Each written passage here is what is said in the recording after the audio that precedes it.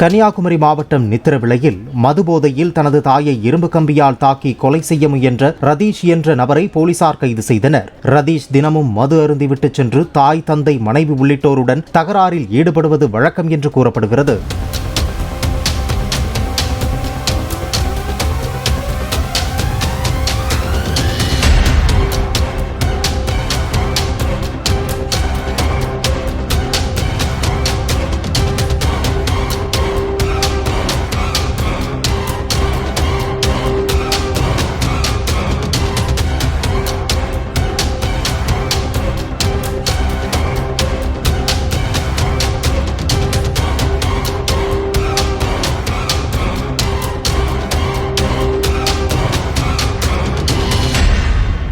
Play store மற்றும் app ஸ்டோரில் இருந்து பாலிமர் செயலியை QR கோடு மூலம் பதிவிறக்கம் செய்யுங்கள்.